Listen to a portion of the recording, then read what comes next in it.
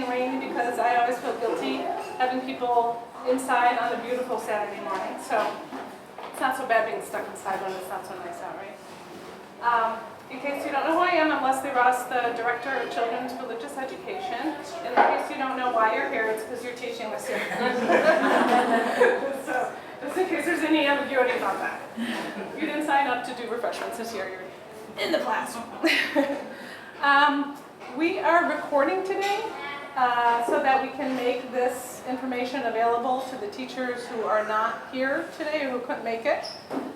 Which is a really handy tool. We did that a couple of years ago. It really was helpful, and so we'll do that every couple of years. So if you have any concerns about, I don't know if you're going to pan the audience at all, are you? If you don't want Dan to show your face, then let him know that in whatever way you would like to. So, okay. I don't see Rachel here. I was going to introduce her, but we'll get to that. She'll be doing part of the training later. Come on in, grab a seat. There should be, Gabrielle, you're right here. So we're going to start out today with big picture. Here's, this didn't turn out as well as I thought. It's probably pretty hard to see, right? Yeah. Well, let me just kind of walk through the agenda for today. We're going to start our big picture, kind of looking at the children's RE program philosophy. What are some of our goals? What are the things that we have here in place to support you as teachers? And then we're going to take a nap. Then we're going to go over some nuts and bolts for other details that you need to know for the year. Then Rachel Dracho, who is the RE program assistant, and the person who is leading us into the 21st century is going to talk about Dropbox with you guys and walk you through the steps of how you can use that this year. We're really putting a lot more materials on Dropbox than we have in the past and saving a lot of trees in the process, for sure. Come on in, grab a seat, look for your name tag. It's somewhere on this table. What's your name? Greg. Right here. Right at the front of the room, of course. And then we will break up into separate groups. The people who teach in this wing, which is Free to Believe and Exploring Our Origins, will stay here. And then the people who teach Child's Children and Treasure Hunting will go with Rachel into the nursery school wing. You'll watch a little video from the last time we recorded this training. And then we'll reconvene here to talk about next steps for you as teaching teams. So, that's the plan for today, and then we'll do questions and answers. If you haven't had a chance to check out your email from Rachel today and log on to Dropbox, if you have a device with you to do that, it's not the end of the world if you don't. We're going to do it on the screen so you can see the steps. But if you're the kind of person who likes to do it yourself as we're talking through the steps, then that's an option for you. You can go ahead and look for that email while we're talking and get set up with Dropbox if you're better at multitasking than I am. So let's start out by doing just some quick introductions. When we break up into our smaller groups, we'll also be doing a check-in. But sort of quickly, let's do a brief introduction, and if you have kids in the class and what you're teaching, and if you don't have kids in the class, still what you're teaching, I guess. So, Greg, do you want to start? Sure. I'm Greg. I'm Child's Children. We have a 3-year-old boy who is going to be in the class, and then we just have a 2-week-old daughter.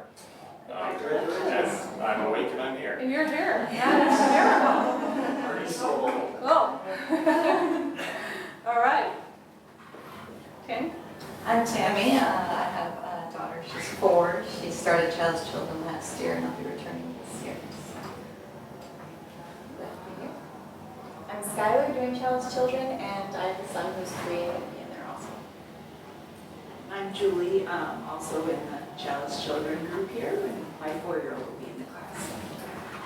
And Anne, also Child's Children. I have a 4-year-old daughter in this class. I have a 5-year-old in the kindergarten class, and I have a 9-year-old in whatever class is the 9-year-old. Gabrielle. I guess I'm the only one without a child in the class. Mine are kind of almost grown. So I have a sophomore in high school and an 8th grader. I'm Cricket, and I have a 5-year-old who will be in treasure hunting. I'm Susan. I have an 11, a 10, 8, and a 6-year-old, so I'll be in the Saturday treasure hunting class. Garrett, I have a 5 and 7-year-old boys, so one of them will probably be in my class. I'm Adam. I have a 5 and a 2-year-old boys. Doing treasure hunting. I'm Betsy. I'll be doing treasure hunting. I have one son who will be in the class. He'll be the second year of treasure hunting. I'm Lindsay, and I have a 7-year-old and 2 5-year-olds who will be in treasure hunting and a 2-year-old. I'm Paul. I have a 6-year-old who will be in treasure hunting, and then teaching treasure hunting, and a 9-year-old. Excuse me, I'm Randy. My year-old Jordan is going to be in Free Believe, and I have a 10-year-old boy, Kincaid, in classes. I'm Alexis. I have a 2-year-old and a 3-year-old who will be challenge children, and I'm teaching Free Believe. I'm Amy Scoville, and I have a 10-year-old, a 8-year-old, and a 5-year-old, and I'll be teaching Freedom. I'm Sue. I have 2 daughters that are 9 and 7, and I'll be teaching the Freedom class on Sundays. I'm Amy, and I'll be teaching treasure hunting. I have a 5-year-old who will be in that now, so I'm an 8-year-old. And as Leslie mentioned, I'm Rachel Drapshow. I'm the RE program assistant. I work with children's religious ed and adult religious ed. So you'll hear more about me and what I do and how you can work with me later. All right, great, thanks. So let's start out big picture. Why are we here? Why do we have this program? What is this all about? What are we trying to do during this 8 months that we have kids here for, maybe an hour each week? So keeping in mind that we are a religious institution, specifically a Unitarian Universalist institution, and a pretty large program, I'd say like the 2nd or 3rd largest RE program in the country. What do you think might be some of the goals of our RE program? And we're going to just do a little brainstorming here and I'll jot stuff down. So just go ahead and throw out your ideas of what our goals might be. Community. Build community? All right. Yeah.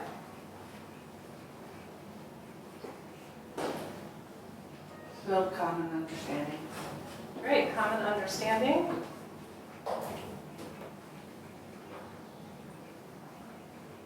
Anything else? Encourage spirituality. Good. Encourage spirituality.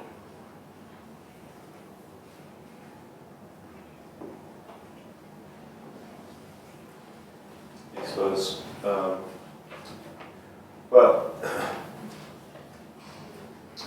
I suppose in the concepts and beliefs of Unitarian Church to children. Okay. Good. And I'll add a little history also. Yeah. Even though at these grade levels there isn't a lot about that, it's part of the bigger program. Yeah. Anything else? Religious literacy. Good. Religious literacy. Great.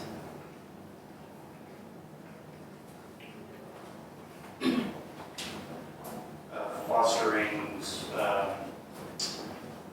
of commitment to service and justice, community involvement. Okay, great. Fostering a commitment to service and community involvement. Any other ideas? Go grab my sheet and cheat. Look at my list. See if there's anything that I want to add to that. But call out anything as I'm looking. Meet new people. Meet new people. Yay. I have a horrible handwriting, I'm sorry. I'll just put that out there right now. Okay. Morality. Morality. Good, teach morality.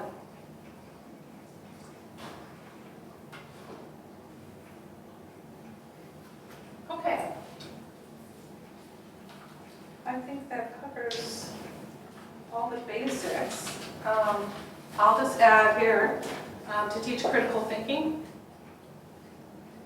I think that unlike a lot of religious institutions, we really encourage our kids to explore their own ideas and think for themselves and try to give them the tools to explore things from a different angle.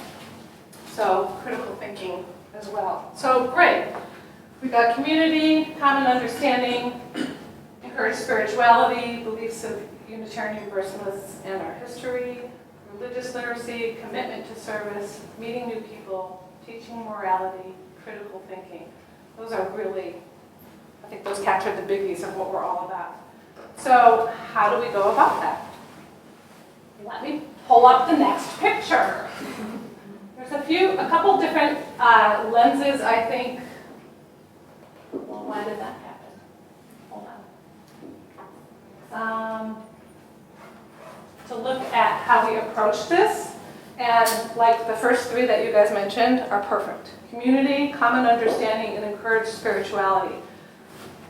We look at like the head, heart, and soul of kids in our CRE program, and we really try to teach and shape our classes to appeal to all levels of who we are.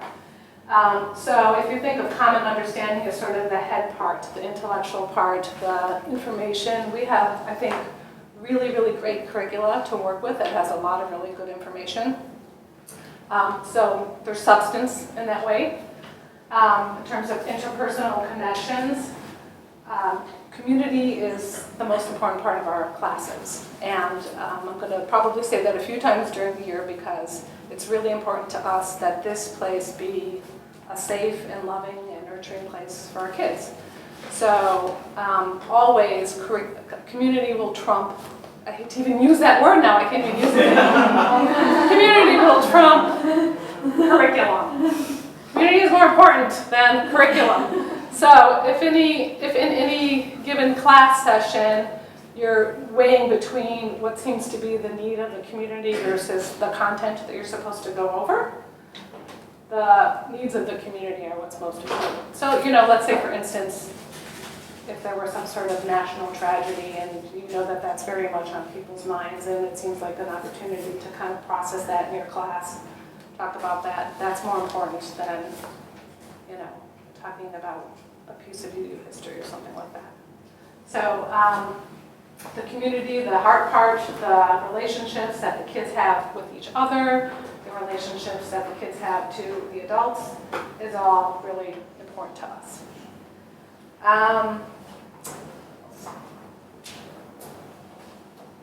And then the soul part definitely speaks to the encouraging spirituality. We really recognize all beings as being spiritual beings, and this is the place for us to be able to appeal to that level of who our kids are. And so we try to provide opportunities for reflection. We try to provide opportunities to transcend the obvious, I guess, and to nurture awe in the things that exist in our world. And for them to, own themselves as spiritual beings in a way. So there's a head, heart, and mind part of this, or what did I say? Head, heart, and soul part of this. Kind of along those lines, you may not think of yourselves as ministers, but the staff here sort of have this philosophy that all of us are ministers. In some way, we are ministering to each other. If you think of the word minister in the broader context of caring for each other, ministering to each other's needs, whether those needs be our head needs, our heart needs, or our soul needs. In a sense, we see our teachers as being ministers in our program, in our church, in the ways that you care for and nurture and encourage our kids. So sit with that a little bit. Some people may have an adverse reaction to the idea of thinking of themselves as ministers because of maybe a religious history or whatever, and you can substitute another word for that if you like, but I don't know how you're thinking about what you're heading into this year in terms of your role, but we see it as a really super important service and the role that you're playing in our kids' lives. So that kind of, the community that you build and create in your classrooms is what's going to really make or break it for our kids in terms of their connection to this place. That's not, not to put the weight of the world on you or anything, but what I'm saying is that you have a really important role to play, and it's very valued here, and we're really grateful for it. And we hope that you'll step into it fully. Okay, so another way to think about how we look at things. There's the head, heart, and soul, but then there's also this way. I'm going to sit here so that you can see it a little bit better. So Daniel Siegel is, has anyone heard of him? He's a teacher, he's written several books, he is very big on mindfulness education, and he talks about how we really need to shift the 3 hours that we think about in terms of our schooling in the public school structure, that instead of reading, writing, and arithmetic, what we should be focusing on in terms of what we nurture in our kids is reflection. So, and I think that his 3 hours very much relate to what we do here. So in terms of our program here, reflection, we really try to provide opportunities for quiet contemplation. We have classroom rituals that I think are really grounding for the kids. One of the challenges that we have in our program is that you never quite know who's going to be there from week to week. And the kids don't know that either. So, Garrett might be teaching one week and the kid might not see Garrett again for another month. So, depending on his attendance and the kids' attendance. So, the classroom rituals, I think, are really grounding experience for the kids, and so we take them very seriously, and we hope that you as members of your teaching teams will take them very seriously, because it's the one common thread that we know we can provide from week to week for the kids who are in class. And it gives kids a chance to reflect on who they are and to build that community with each other. And we also nurture reflection in terms of the engaged discussions that we have. And obviously this is more relevant to some of the older classes, probably like the Free to Believe and Exploring Our Origins, but it happens with our younger kids too. We really try to encourage conversation amongst them. So one of the 3 hours that we try to address here is reflection. And another would be resiliency. So developing a strong sense of self by creating a safe place for them to ask the questions that bring them closer to who they are and what they value. This kind of goes back to what I was alluding to earlier in terms of critical thinking and allowing people to really explore their own ideas and develop their own values. We really think that it's an important purpose to serve in kids' lives to have them strong in who they are, even if who they are is not who we are, As long as they feel like they have done the careful thinking and have a strong sense of who they are and what they want, then that's what's most important. So resiliency is a piece of how we approach things here, encouraging them to be strong in who they are. And then last of all, relationship, building a caring, safe, and supportive community, of course, is really important to us. We recognize that 10 years from now, they're probably not going to remember the specifics of their lessons, but they are going to remember what this community felt like for them. So that's an important piece too. So relationship, resiliency, what was the first one? Reflection. Okay. All right, good. Let me just see if there's anything else I want to say about that. Okay. So you're wondering, I'm sure, how the heck do we do all that? Well, let's take a look. I'm going to have to sit down again. So here are the tools that we use towards all of that. I mentioned the opening and closing rituals as providing consistency and routine, not routing. I have a typo there. And the opening also, I think, helps us to remember that we're here mostly for heart and soul, and not as much the mind. even though that's important too. But when you're starting with an opening ritual of lighting the chalice and sharing your joys and sorrows and connecting in community together, first of all, it's a good way of breaking what sometimes feels like a very rushed and hectic attempt to get here. It's a nice way to just kind of get centered and reconnect with the personalities in your room and remind you that we're really here for heart and soul. The other way is through a class covenant. All of our classes start out with a class covenant, and in preschool through first grade, the covenant is very simple. I'm going to go back here and get it. For obvious reasons, it's a very simple covenant. And the covenant is, just to define how we think of the covenant, it's how are we going to be in community with each other? How are we going to act with each other? How are we going to show respect to each other? So for preschool through first grade, it's these basic principles.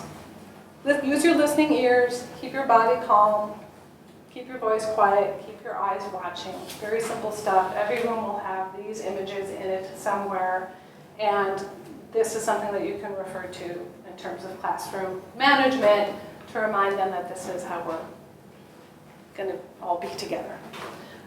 Once you get to kindergarten, you develop a covenant as a group. So in the Dropbox materials that we're going to be looking at later, you'll see that there's a list of suggestions about how to build a covenant with your class. And you can probably imagine what would be in a class covenant. What are some ideas you have about what might be in a class covenant? If you were sitting down with first graders and saying, okay, what are some of the ways that how do we want to treat each other? Be kind, respectful, we don't talk over each other, respect people's body space, that kind of stuff. So they get pretty like each other from year to year, but then we have kids sign off on them, and you can display that each week if you want, just to kind of help remind kids about how they should be together. It becomes really more of a useful tool, I think, in 2nd through 5th grade. Which, by the way, let me backtrack just a second here. I forgot to mention that the teachers who are here right now are just preschool through 5th grade. I do separate trainings for the teachers for the older ones, and you guys are just new teachers. I just thought I'd add that in there while I was thinking about it. Okay, so there's the class covenant. The other way that we do this is by designating on when we take a look at the class calendars later, you'll see that each week there's 2 teachers in the classroom. One has the role of curriculum lead and one has the role of community lead. So, and hopefully you'll trade off quite a bit during the year, because I think it's good to step into both of those roles. The curriculum lead person is responsible for being really familiar with the content of the lesson for that day and basically delivering that lesson. So they need to be really thinking about, okay, how is this activity going to be played out? Do I need to think about some other ways to approach that, given some of the personalities in my group, that kind of stuff. The community lead is the person who's focusing on the community. So that person leads the opening and closing rituals, and that person is the one who's there to attend to any behavioral things that might be happening in the classroom, so that the curriculum lead is free to just focus on delivering the lesson. And also the community lead has the role of really shining a light on great things that are happening in that community. So, you might say when you're sitting down together for your closing ritual, you might say, there was amazing teamwork here today. I'm just so proud of you guys for the way that you worked together in creating this mural or whatever it is. And it's not that the community and curriculum lead don't overlap with each other at all, because it's not, there aren't really super clear lines. But I think it really helps to have, to walk through the door and know that your main responsibility is this and not that, so that you can really devote yourself more fully to whatever your this is for that week. So I think that's been a really useful way to approach the classes, and I think helps nurture that heart and soul piece. And then the other tool that we have for creating head, heart, and soul is really completely up to you. And it's what you bring into the classroom. You need to be authentic, willing to take a risk, flexible, present. And one of the pieces of that is to prepare well ahead of time so that you're not feeling really frantic when you walk through the door because, kids will pick up on that very quickly. And just try to feel as comfortable with the material as you can. You don't have to read from the binder. Please don't read from the binder. You don't have to cover every single thing that's in your lesson plan. You can read through the lesson ahead of time. Really think about how to make that yours. How can you communicate that information in a way that feels real to you and that you feel comfortable with? You have a lot of flexibility as teachers in the classroom. We're not in there, monitoring what you're doing. So we really want you to take the content, that it's like a springboard. Your binders and your lessons are like a springboard for you to use to take in a way that feels authentic to you. That makes sense. Sound good? Okay, great. So along those lines, and because we think of you all very much as, this getting old thing, and like me and bifocals really stinks. I feel like I'm just constantly going like this. So keeping in mind that you are, in a sense, serving the role of ministers to our kids as you teach them this year, and also that this, hopefully, on some level, is a transformative experience for you as well because you're engaging with people and with content in ways that you maybe have not before. I think, and to keep in mind that the more mindfully and intentionally you approach things, the more meaningful it will be for you. Here are some questions that you can ask yourself as you head in and out of your teaching sessions. These were put together by a woman named Tracy Hurd, who used to work at the Unitarian Universalist Association on children and family programs. And in order to really think about how to make this a good experience for you and for your kids, here are some questions that she came up with. To what extent can or has this teaching experience deepened my relationship with one or more child? To what extent can or has this teaching experience deepened my relationship with one or more other adults? Scrolling down now. To what extent can or has this teaching experience deepened my sense of belonging to this community? And to what extent can or has this teaching experience given me new knowledge or insights about my faith? I hope by the end of the year you will feel like you have been touched in all these different ways by your experience as a teacher here. That would be a great thing. I can share with you that there are teachers who have developed really incredible friendships over the years because of their teaching here and how they've gotten to know each other. There are teachers who talk to me about how they saw a child at Target who was in their class last year who came running up to them and gave them a big hug and was just so thrilled to see them, and just how moving that was to know that they are kind of a part of that kid's circle of people. And there are people who, who teach and just feel like they're so much more a part of this community because of what they're doing here. So you can have these conversations with your teaching team if you want. You can just have this conversation within your own mind about how this teaching experience is working its way on you. But hopefully this will teaching will speak to your mind, heart, and soul as well as to the kids. Okay. So now for some really good news. You don't have to do all this on your own. Not only do you have a team of co-teachers, most of you have, oops, that's not the one I wanted. And that's not the one I wanted. Hold on.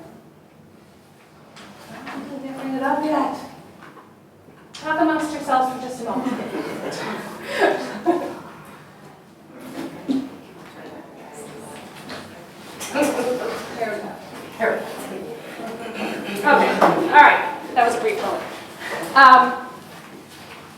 You all are in teaching teams of mostly 4, some of you have only 3.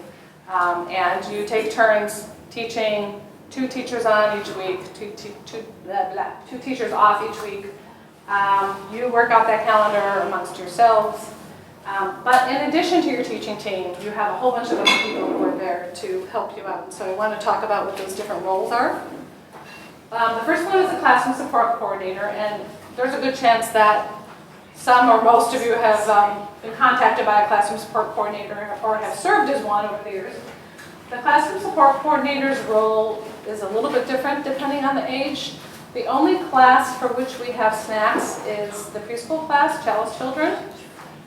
So lucky you, a good snack every week. And so your classroom support coordinator has the job of putting a calendar out at the beginning of the year, assigning weeks for when parents bring snack. And the person who brings snack stays in the class for that day and is a parent helper. And all of the other people just have the parent helper piece without the snack. So the parent helper, I think, can be a really great asset for you.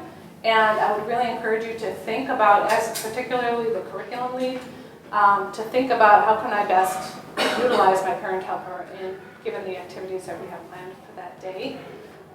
Checking people in to do attendance can be a useful thing for the parent helper, setting up for different activities, cleaning up after different activities. So your parent helper can be really useful, especially in those bigger classes.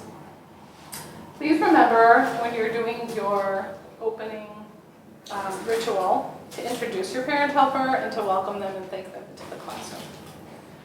The other person is your Faith in Action coordinator. You guys get snack, you do not get Faith in Action. That's a balance in the universe.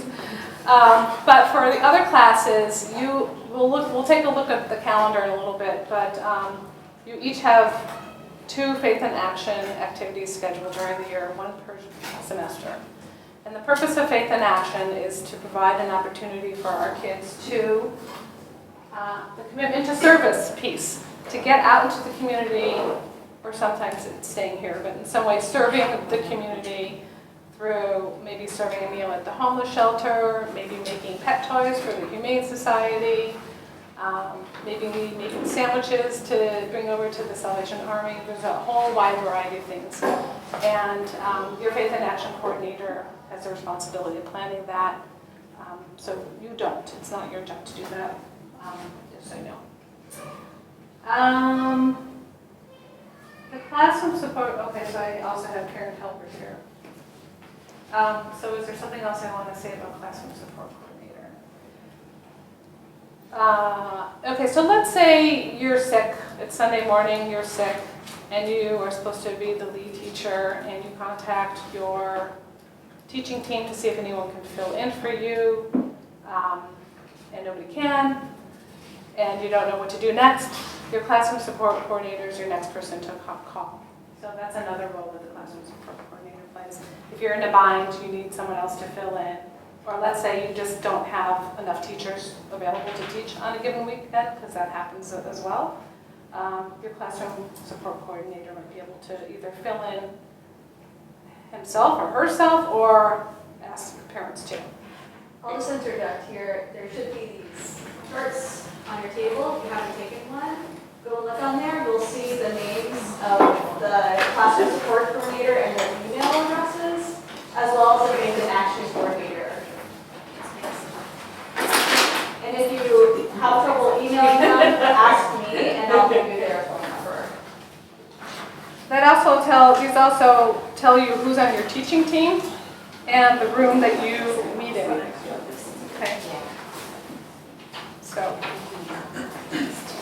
Okay. So going back to here, another group of people in your CRE village are Rachel and me.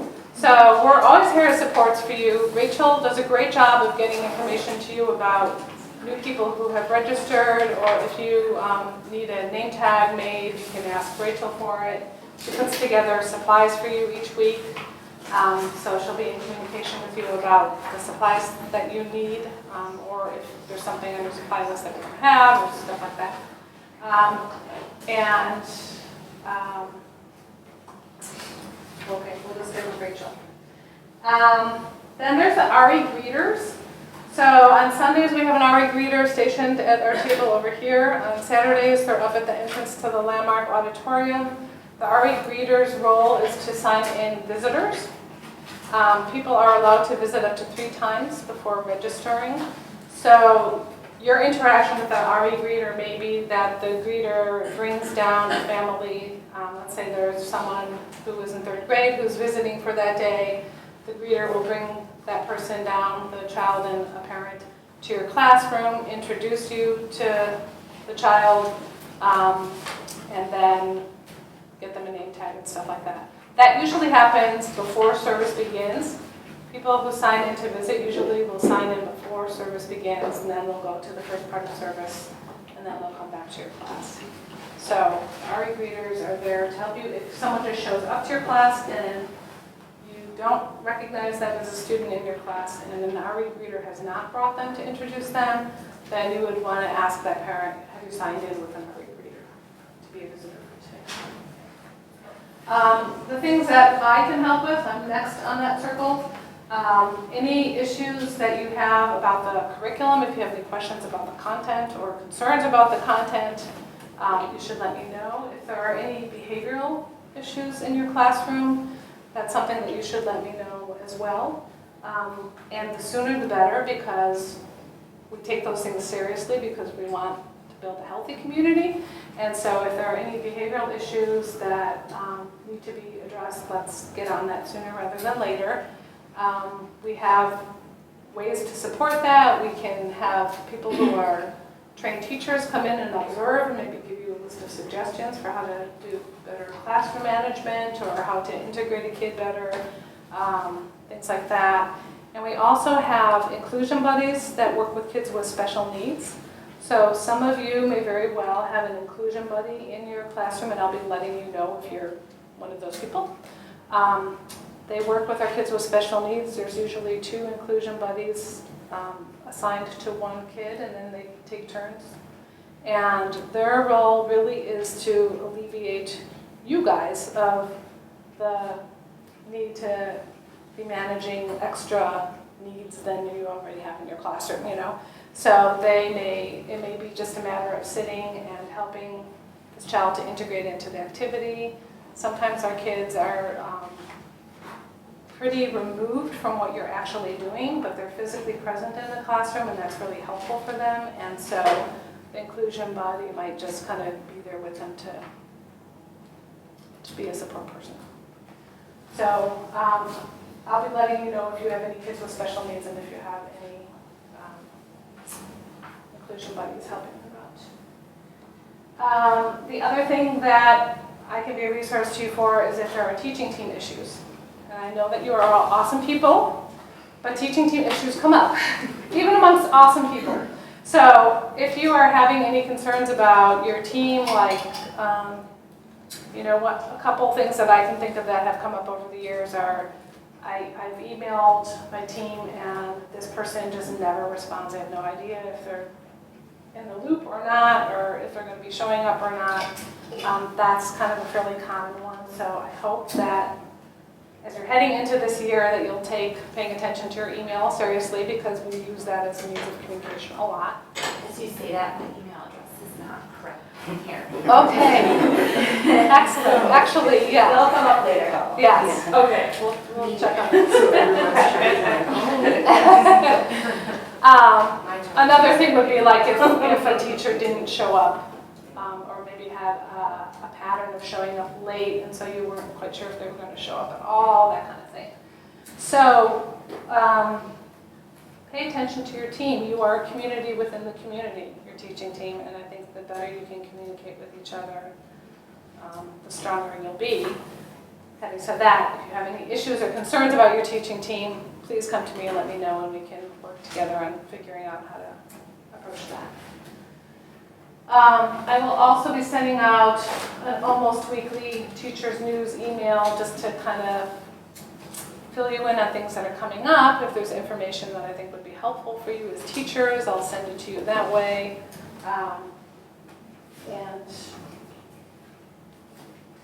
yeah, if there are just things that are important information that I think for you to have. The other part of your CRE Village is our website. So we have a bunch of resources listed on our website that include like community building games, things about faith development, different articles about religious education. So if you look at our website, I'm not going to pull it up now because I don't trust myself with balancing too many things on my computer. But there's a tab on the right that says resources for teachers. And some of that stuff has now been integrated into Dropbox too, but you'll take a look at that later. And then there's your teaching team, which is part of your village. So, you know, we have a big circle here of ways that people are involved in our RE program, and I just really want to encourage you to lean on the people who it's appropriate to lean on, and we're all here to help you do the important work of religious education. Any questions about any of that? Nope? Okay. All right. So let's talk a little bit about nuts and bolts. How are we doing on time here? 10. Good, good. All right, so we talked about the grid. You should all definitely check that out, make sure that we have the right information for you, and figure out what room you are teaching in. The rooms in this is the courtyard hallway. These are the courtyard classrooms. There's usually walls up in here, and that's courtyard room A, B, C. Free to Believe meets in A and B. And then over there, our courtyard classrooms D and E, and that's where Exploring Our Origins meets. The preschool and first grade classes meet in the nursery school wing, and those have numbers, not letters. So there's classrooms 1, 2, 3, and 4, and Rachel will be showing you those later. So there's this grid, and this is going to be important information for you because you'll be communicating with your teaching team a lot.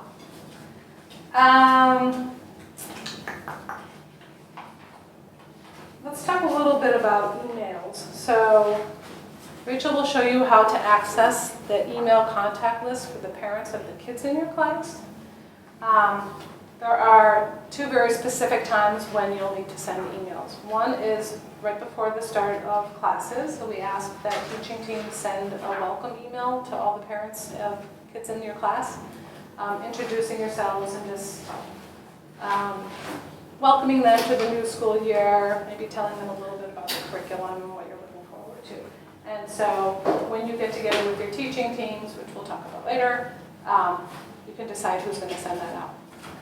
The other thing is that, and you hopefully know this from being parents in this program, the other thing is each week we ask that someone from the teaching team send out a summary email to the parents, letting them know what you did that week. And this we do so that parents can feel a little more connected to what's going on in the classroom, and hopefully use that as a catalyst for further conversation with their kids. So you may decide as a teaching team that it's always going to be the community lead person who sends out that email, or it's always going to be the curriculum lead, however you want to do it. But I do really hope that you'll take that part seriously, because I hear from parents when they don't get them. Like, I never hear anything from my teaching team. So they now look forward to it, and I think it's just really nice to have them feel a little more engaged with what's going on in their kids' education. So let's talk a little bit about the calendar and how that's all set up.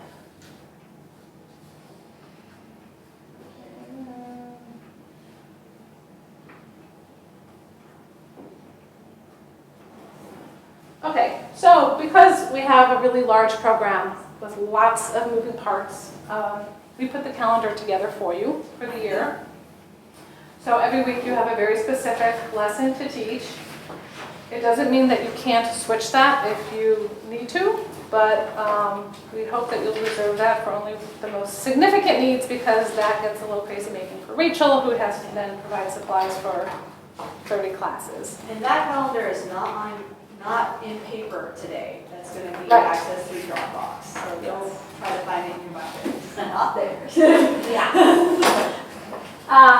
So for the first day of class, it's a really wonderful thing if all of the teachers can be present, because then all the kids can meet you and you can meet all the kids, and they begin to recognize you all as the team of teachers that will be with them all year. So hopefully you can arrange for that. I just put teacher 1, teacher 2, because hopefully there'll be teacher 3 and teacher 4 as well, and you'll each take a piece of that lesson for that first day. So that's my hope. And you'll see that, so we have the dates, the Saturday and Sunday dates listed, curriculum lead, community lead. You guys will decide when you get together with your teaching teams who's going to do what. When we talk about next steps later, one of the most important next steps for you guys after you leave here today is to connect with your teaching team, get together, and start working on your schedule for the first semester. That's typically how people do it, is they put together the schedule for the first semester. A few things that I wanted to just kind of point out as unusual things in your calendar. There's Children's Chapel. That takes the place of the message for all ages. That is the beginning part of every worship service when all the kids are in service. You still have class on days when there is Children's Chapel.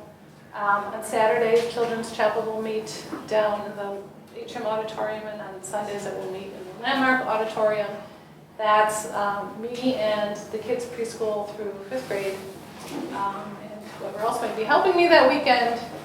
And it's just, usually a story time, a song. It's a little opportunity for just the kids to get together outside of the larger auditorium. So when it says Children's Chapel, you don't have to do anything in particular, just know that you still have class, and the class will begin maybe a little bit earlier than usual, not much, and will end at the usual time. Faith in Action is built into your calendar, so on here it's for October 22nd and 23rd. It's organized by your Faith in Action coordinator, as I said earlier. But we need to have at least one teacher available there to help, mostly because we want one teacher or one person who is familiar with the group of kids. So you can decide as you're calendaring who that lucky one person is going to be. In the past, you may be familiar with our Halloween parade. We are not doing a Halloween parade this year, but we're encouraging kids to wear costumes that day. And so you can too. You too can dress up for the Halloween day, but there won't be a parade per se. And you'll see, like I've put in when the kids' choirs are going to be singing in the auditorium, just because that might, well, like if you're a parent of a kid in the choir, you might not want to teach that day, perhaps. So, and for the teachers of the older kids, the kids who go straight to class, it's helpful for them to know when the teen choir is going to be singing, because then those kids get to class late. So those are just a couple of things to point out about the calendar. Sometimes on a given weekend, there may be no Sunday class, but there is Saturday class, so that's something to kind of pay attention to if you see something like that. Anything else I want to say about that? Okay.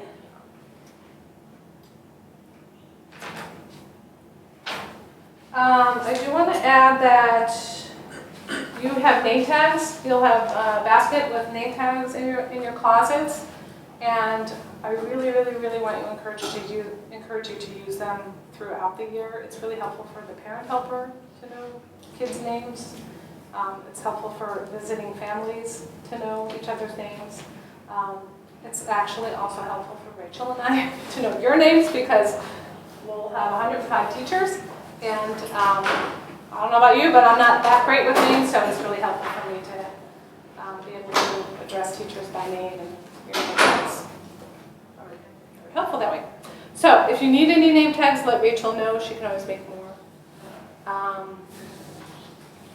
The other thing in terms of nuts and bolts is most of you will have paper binders. Please don't write in them. We have to buy new ones once they get written in too much. So if you want to make notes to yourself, use Post-its. Yeah, that's about it. Please don't write in them.